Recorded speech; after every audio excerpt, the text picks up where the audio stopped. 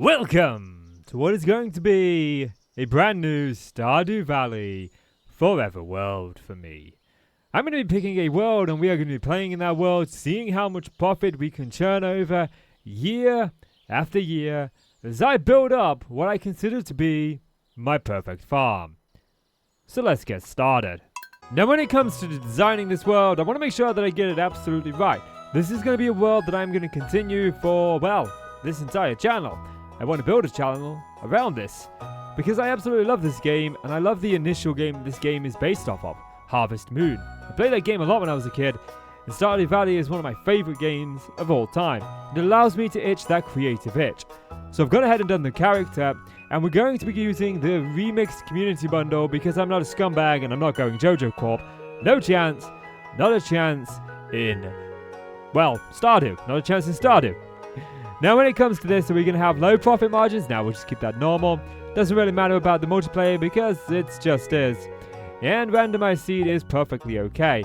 This is our creation. Now obviously it's day one, so we're just going to grab our parsnip seeds, but I want to talk you through the way that I'm going to be playing this game because I've changed a lot about how this game is played. I've added mods to the game because the vanilla game has some quirks that just annoy me. Can we get lucky and maybe it's going to be raining tomorrow? Nope, it's going to be clear and sunny. So the first thing that you're going to notice is the farm. We don't actually have any of the standard farms. We have the Giga Farm.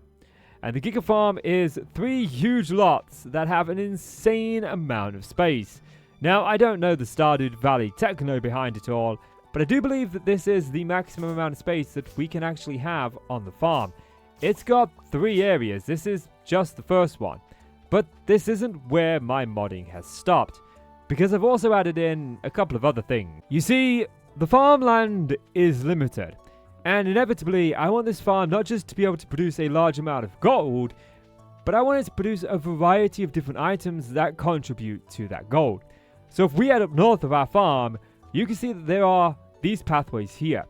Now these all lead to an exact copy of the initial area of that Giga Farm, giving us even more space. We essentially have 9 plots to build upon that are insanely huge. So over the course of this series, we are going to be having almost every single fish having a fish pond, multiple animals, crops all year round. We are going to be having a truly immersive and expanded gameplay, which brings me to a couple of other mods that are also installed. First of all, we've got Stardew Valley Expanded, so this adds in a bunch of new characters and a bunch of new locations while staying true to what Stardew Valley is all about. But I've also got a mod in that slows down time. One of the things that I hate the most about Stardew Valley is the days are just insanely quick. Now I know this one might be a bit more controversial because it does change a fundamental core aspect of Stardew Valley, but for me, it's the way that I like to play, and if I'm going to be picking a world that I'm going to be playing in forever, and I'm going to have 9 huge farm plots to manage, well, I'm going to need a lot of time within my day to do just that. And the final mod that I've installed, well, it's not exactly the final mod, but it is one of the bigger ones anyway, because we've got ones that show us what gifts that the people like, and a couple of other little ones here and there. But we've got automation, and what that allows me to do is put a chest down near a machine that has a function. So I can put down, say, some fruit in front of in a chest in front of a keg, and the keg is going to automatically draw from that chest and put back into that chest. So it'll make the wine, I just have to put it into the chest itself. Now, I don't have a lot of energy today, so I don't want to spend too much time doing much. We've got these parsnips to plant, so I better get those planted. And then they need a little bit of hydration so that they can grow. Now with that done, I want to tackle the next challenge that's going to become very apparent, and that is storage. I think it's 50 wood for us to get a chest, so 1 more tree should do it, but this might drain us completely of energy. Now I do have to be careful when it comes to these chests, because if, for example, I put a chest right here, and let's say that I throw a sap in there, then the chest is going to automate as per the mod and stop putting it into the shipping bin. So I want to make sure that I don't actually put my chest near the shipping bin at all. For right now, I'm just going to store the chest outside the house. We'll eventually move these into the house and I can put a bunch of my stuff in there. I'm going to take the hoe with me and I'm going to hope that I can get out the north of my city, or my farm rather, and I should be able to because I went out there to show you guys the additions there. Yeah, so now all I need to do is go out and see what forageables I'm able to find. Our space is a little bit limited. We can't get to the train station yet. That boulder is still in the way. But we can head it over to Linus and say hello to him. That gets us a little bit closer towards introductions and meeting everybody. 3 out of 32 people. Yeah, and our first forageable, a wild horseradish. The mines are also a no-go, but there's a dandelion outside, so I'm calling dibs. The big community center had a couple of dandelions. Then there was another daffodil outside of the play park area. That area up there. I made sure to say hello to Claire, who looks a lot like Penny from the side. And I caught Gus on his way to the Stardrop Saloon, which is where he works, so I think he's on his way to elsewhere. We can check the notice board while we're here. We've got Morris's birthday tomorrow. And if I go into my map, well, not my map, sorry, my socials, I should be able to see Morris and, well, I haven't met him yet, so it doesn't show me what he likes, but I can also see what people like to make gift giving a little bit easier. And he can go in there, but I can't. I said hello to Alex. Met the friendliest chap you'll ever know, Morris. Grabbed the daffodil outside the museum, and then headed east into a new area. I didn't exactly know how we got into this farm, so I was just looking for forageables, which paid off as I found myself a wild horseradish, which also seemed to level me up on my foraging. I even found a daffodil that I had missed, a shell on the beach, and I wasn't really going out of my way to meet people. I was just running into them as I did, nor was I searching every single possible spawnable location for all of the different forageables. I was just seeing what I could find on a casual stroll. But I did stumble across the spring onions, which I immediately called dibs on. There is quite a sizable forest to the west, but to be honest, I didn't want to get lost here, and it didn't seem worth it to spend a long time searching for what would just be a couple of additional forageables. So I decided to head back into town. I did actually find a mushroom on the way there though, and as I picked up another dandelion, I decided to fill you in on some additional information. There's 2 additional mods that I didn't tell you about. I actually completely forgot about them until I was just strolling back here. You see, when I put this world together, or this mod pack together, I did so with the plan to play with 2 other close friends and family of mine. And we ended up doing a world together. And one thing that we ran into very quickly was the fact that Robin just couldn't keep up with all of the buildings that we wanted. So we have an instant build and an instant tool upgrade mod installed, which means we don't really have to wait for our buildings to build. There are a couple of additional modded buildings in here, such as the greenhouse that does require a couple of days to build. So I'm going to actually just grab some parsnip seeds with what gold I have here. But yeah, so buildings and tools are now going to be done a lot quicker, and we won't really have to wait around. I don't feel like removing those mods just for the sake of this, when I'll be switching between the 2 worlds frequently. There was, however, another daffodil by the bus stop. And while we're at the bus stop, why do we allow Pam to drive the bus? Like, the only gift I ever give Pam is Pale Hail. I always give it to her, and I always give it to her in the morning as I pass by the bus stop. So, I'm not sure that's a wise decision. We also have Grandpa's old shed down here, but I can't get into that just yet. It's got a couple of fallen trees in front of it. That'll be a future project. Speaking of a future project, I should probably sort this mess out sooner rather than later. There ain't no way I'm going to be able to cut my way through that with as little energy as I have. I've got 82 energy, and I've still got some parsnips to plant and water. Thankfully for us, it's only 10 AM, which means I can take the long way home, which in turn is the short way home, but it's still the long way round. Now I am going to talk very briefly about the mods, and that I know some people are going to be unapproving of those mods. Some people may dislike the slow time mod, and I can slow it down even further if I choose to desire, or I so desire, but I'm quite happy with that. Also, I know people aren't going to be happy about the additions of more farms. We should min-max run as much as possible. But that's not exactly what this world's about. It's about enjoying it, and building up a farm that's going to be truly my own.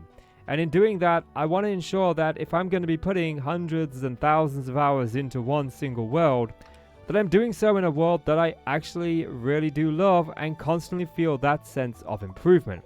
With this world, it's going to be an incredibly long time before we are truly at a point where I can't do anymore. It's going to be thousands of hours into it. And that's something that I want from this run. And that ends up boiling down to a saying that I always say. Games are intended to be played the way that you want to play them. The way that you have the most fun. And if this is how I'm having the most fun, then this is how I'm going to play it. Now, we are going to struggle in the first, 4 days does it take for these to grow? Yes, as this is probably going to take out all of my energy. I want to make sure that I don't collapse here. And the one thing that I prefer about multiplayer in this game, and I wish was a feature in here, is you can actually go into your bed in multiplayer, and you can rest. While you're in your bed, your energy is recouping, but in single player, that's not the case. So I need a little bit of energy. What is the best source of energy here?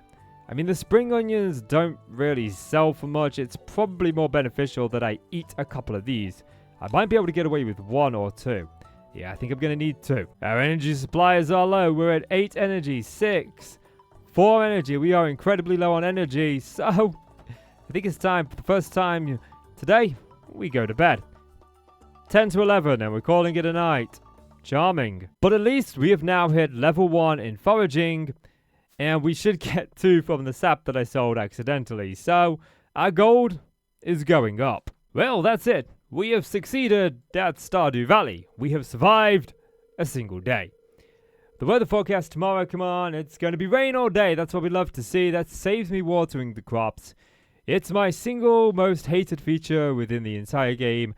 The sooner we get into mining and get those sprinklers going, the better for us. Just got back from a fishing trip. You should come and see me.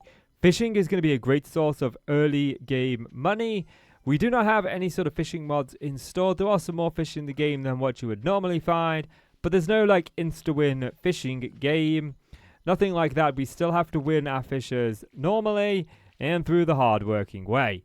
Now, I won't be doing any foraging today. I tend to space my foraging days apart, give the terrain chance to generate new forageables. The only time I really go foraging every single day is during berry season, and we aren't there yet. Now I could spend the day cutting my way towards the western exit, or the eastern exit I should say, but I don't really want to waste the energy. I want to go and catch some fish and maybe sell some to get some gold. We are not going to be min-maxing or trying to get everything very quickly. We're going to be doing a more casual playthrough, a more enjoyable pace. Something that's just fun to do. I am going to try and get the community center done in year 1, but it's not a strict necessity. It'll come as and when it does. Which means my plan isn't to go to the beach, get the fishing rod, fish up a bunch of fish, sell them, buy more crops, plant those crops, grow those crops, sell those crops. No, my plan at the beginning of the game is to tackle what I don't like. What does he want? I could really go for a delicious potato. I don't think there is a way for me to get a potato this early on, Linus. I do apologize. That's not going to be an option. Maybe we can get one out of a trash can. I don't know if that's a possibility. But yeah, as I was saying, I'm probably going to put off crops until I can get the sprinklers and get into the mine. We'll do a little patch out front, but I don't want to be wasting all my energy growing, harvesting, and mainly watering crops. So this is where Willie gives us the fishing rod. This is a scene that's been in Stardew Valley since day 1. There's no real point in watching it. I already know what it does. But we now have our first rod. And I think I'm going to spend the day fishing here at the river. Yes, the river. The big, wide open sea is now the river. Well, you know, I suppose in my old age, I'm going a little bit senile. Well, let's see what we can catch. Yeah, our first fish was a sardine. The next one was a seaweed.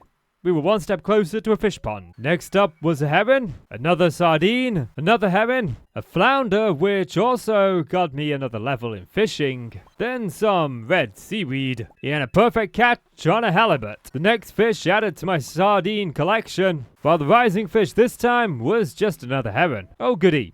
Another seaweed. Once more, a new record for a sardine, which just kept growing. I caught my first sea jelly, so I had one of the 3 jellies that I would need to be able to make the smoker, but I didn't even have the recipe yet. And it was during my 15th catch that I realized that we, as a novice fisherman, had actually managed to catch more fish than Willie had done all morning. He had successfully reeled in none. Yeah, and with my 16th catch reeled in. Actually, no, he's getting away from me. Come back here. Come back here. With my 16th... No. Excuse me. Excuse me. I'm trying to do a voiceover and you are trying to escape me. Well, okay, here we are. And with my 16th fish captured, I decided it was time to catch another one. And our last fish was a sardine. Now I'm certain that I could probably stick around and catch a couple more fish, eat a couple of fish, and then catch a couple more fish, and that might be the best way to do it, or the smart investment. But I actually want to head home and get closing the time between now and when we get to go to the community center and the mines, and I'm not really going to be able to do that if I spend too long selling fish to Willie and then just fishing. Besides, the fishing game can become really repetitive incredibly easy. So I wanted to make sure that I was spacing it out and keeping the momentum moving forth, as I knew that I would be back out there fishing again tomorrow, only it was raining, so I might get some different catches.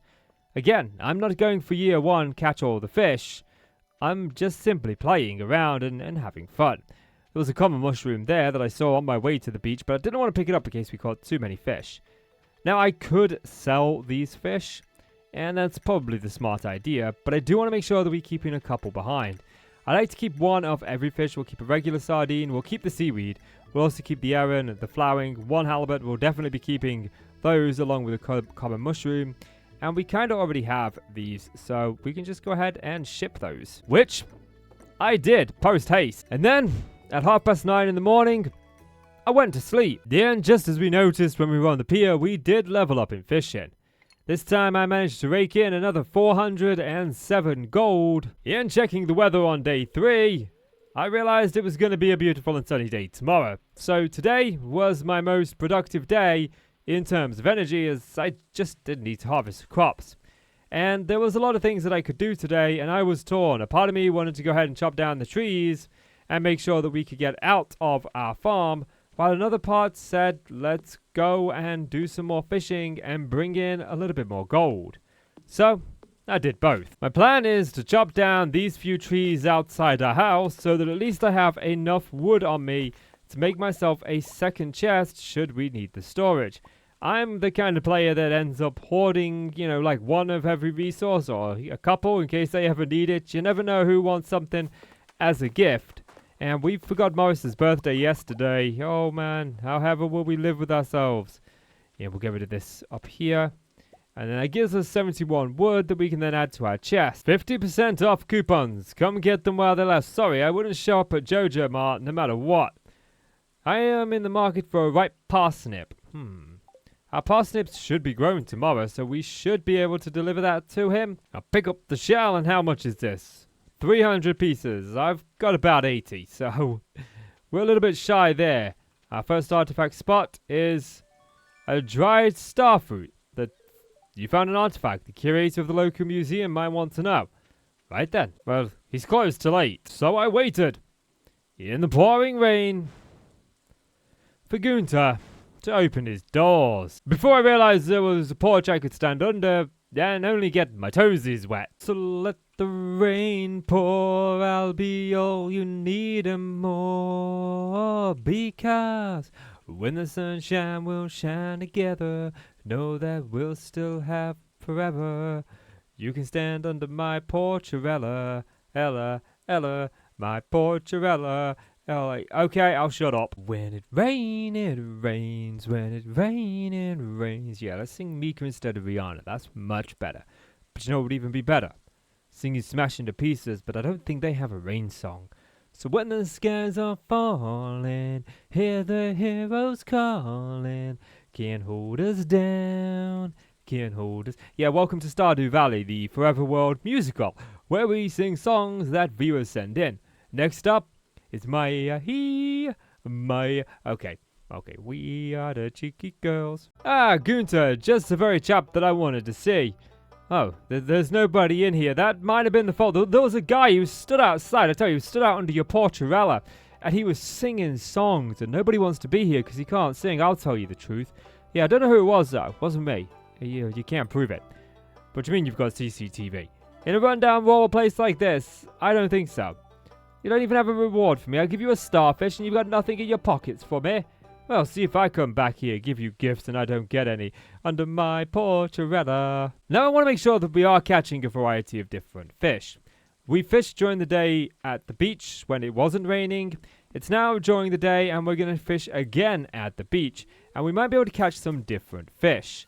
So, let's find out. That's not a fish. That is also not a fish. That one is. And it's a first time catch. Something new. Something old? Well, there's something blue. Now I just need something borrowed. Well, I'll just borrow the Sunday Times. More seaweed. Nope, already had that one. We've got another catch. Is this something new? Something old? Something borrowed? Or something blue? It is a sardine. Something old. With a record, which is new. And it's got the last fisherman's bait still in its mouth. So that's borrowed. And it's of course blue. It's all four. Now, I don't go for the fishing chests early on. I find it too much trouble. So, we're just going to leave that be. And I don't go for it for a couple of reasons. One, I find it very difficult to go between the two when you've got such a small bar. And two, your inventory fills up so quickly when you've only got the one row that I just don't want the extra junk from the treasure chest taking up inventory slots just yet. Setting a new record with the anchovy, and there's another sardine for our collection. One more seaweed gives us some new ideas to sleep on. We can definitely ponder what to do with this, and I think that the soggy newspaper is the way to go. I value the seaweed more, as we can use it to make ourselves some fish ponds. Oh, some sea jelly. We'll get rid of the CD. I know the CD can be useful, but when we get into crab pots and we have a few of those down, we'll be getting a lot of trash, so I ain't too concerned about that. What I am growing concerned about is our energy. We are running out of it rather rapidly. At least we're not calling it a night again at about 9:30. Yeah, words. Words can sometimes be difficult for YouTubers. We struggle with them from time to time. This one was being a little bit feisty. Sardine. Are you kidding me? I don't have that, like... Can I just... Yeah, okay. Bye. It's sinking to the bottom of the ocean. So now what we'll do is we'll head back up to our base, or rather, a house. Well, games. I'm playing that many different games that I have fallen in love with. We'll head back up to our house. We'll have a small little chat, and then I've got something special that I actually want to show you. And it all has to do with the kind of Stardew Valley player that I am. You see, other games that I absolutely love are 7 Days to Die, where you can build a base, and Minecraft, where I build endless kingdoms. I thrive on being creative, and I don't want that to deter from Stardew Valley, because this game can be very creative, and you can build aesthetically pleasing farms, and that is exactly what I plan to do. So we'll go ahead and we'll sell the fish that we caught, and at 10:20, we'll head to bed for the night. Yeah, and we have leveled up to level 2 in fishing, which means we now have the bait recipe. And as for our money, we've brought in about 327 from the fish. It does seem like the sardines are worth quite a bit more. We got 50G for... Well, we got 50G for 3 of those, so it's only 150. The halibut was 80, so that's a lot better. As I say, I'm not trying to min-max this. I'm not going for the best fish. I'm just fishing and enjoying myself. But I want to talk to you a little bit more about this series and showcase something. Now, growing up as a kid, I was incredibly close to one of my cousins, and one of the games that we used to play was Harvest Moon. And if you've ever played that game, it is so much like Stardew Valley. So every other weekend, my cousin will come over and chill out for the weekend with us, with my wife and I, and we play Stardew Valley together. And this is the farm that I've managed to put together. There, we're still in year 1. And you can just, Jody, bugger off. I'm busy. Don't want to talk to you just yet. We won't be saving this world just yet. But I just wanted to show you kind of some of the aesthetics that I'm planning, you know. I do like to build in this game. I've got my fibers over here. And to showcase some of the additional things that we've got going on within the mods. You can see that I'm starting to piece together over here where greenhouses are going either side. Oh, that makes a crunchy sound. Either side of these barns. And in here you can see what I mean with that mod, where I can just put my rose and my corn within the chest and it gets done into the preserve jars without me having to do it manually. And the same is true over here with the kegs. And I think there wasn't a keg there, not working. But you get the idea that I like to build within this game, and while we're not making max use of space, and this is one of the reasons why I've added so many farms, so I don't have to mid-max the space, and I can do little aesthetic things like adding in some planters here, and putting in some decorations around the place, so the place looks nice and also homey, as well as a decent farm. And I'm not going to showcase this farm because this isn't at all the farm, but you get the idea of what kind of player I am as a builder. So that is where I'm going to bring to a close the very first steps in our forever world within Stardew Valley.